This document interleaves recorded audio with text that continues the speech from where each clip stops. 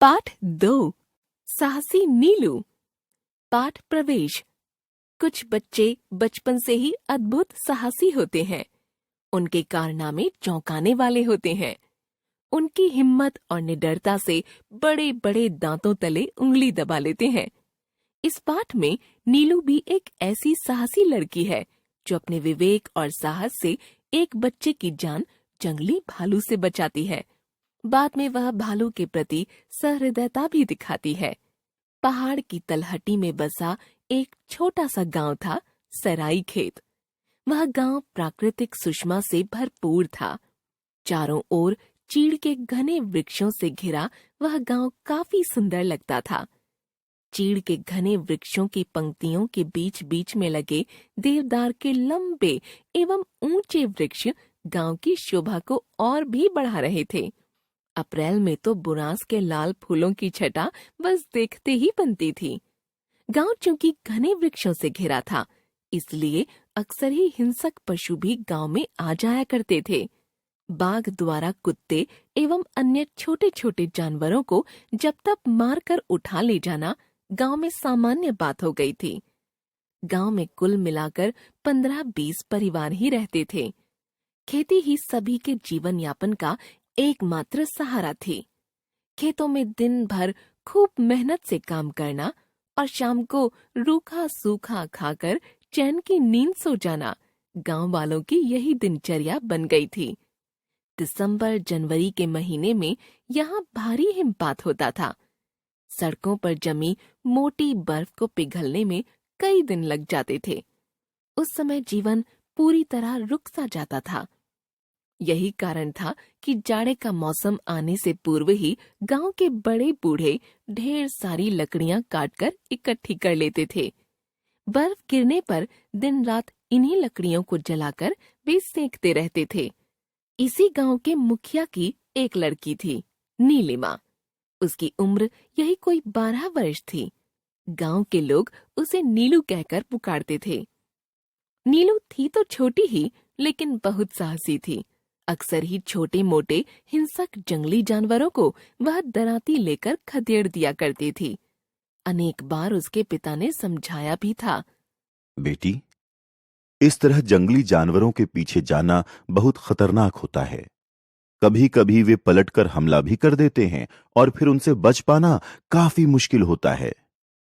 लेकिन पिताजी, आपने ही तो कहा है कि इन जंगलों के बीच यदि रहना है तो साहसी तो होना ही पड़ेगा। यह सुनकर नीलू के पिता निरुत्तर हो जाते, लेकिन फिर भी उसे सावधान रहने की हिदायत अक्सर ही देते रहते थे। नवंबर के दिन थे। जाड़े ने दस्तक देनी प्रारंभ कर दी थी। गांव के बड़े बूढ़े लकड़ियां लाने के लिए जंगल चले गए थे और स्त्रियां गांव से दूर खेतों में काम करने के लिए गई हुई थीं। तभी जंगल से एक भालू गांव में घुस आया। बच्चों को देखकर वह उनकी ओर लपका। बच्चे डरकर शोर मचाने लगे। जिसे जहां रास्ता मिला वह उधर ही भाग निकला। 5 साल की एक नन्ही बच्ची भाग न पाने के कारण जोर जोर से रो रही थी। नीलू उसे भाग जाने के लिए चिल्ला चिल्लाकर अपने घर की खिड़की से संकेत दे रही थी, लेकिन बच्ची कुछ सुन ही नहीं रही थी और लगातार रोए जा रही थी। भालू उसी की ओर बढ़ा जा रहा था। नीलू को लगा कि अब यह बच्ची शायद ही बच पाएगी। यह भालू आसपास के गांवों में पहले भी कई बच्चों को बुरी तरह से घायल कर चुका था। एक क्षण की भी देरी किए बगैर नीलू रसोई में घुस गई। रसोई के एक कोने में चावल का कनस्तर रखा हुआ था। कनस्तर के चावल को जल्दी से जमीन पर ही उलटकर वह कनस्तर लेकर तेजी से बाहर आ गई। वह टीन के कनस्तर को खूब जोर जोर से पीटे जा रही थी। कनस्तर की आवाज सुनकर भालू का ध्यान बच्ची की ओर से हट गया। अब वह नीलू की ओर बढ़ने लगा।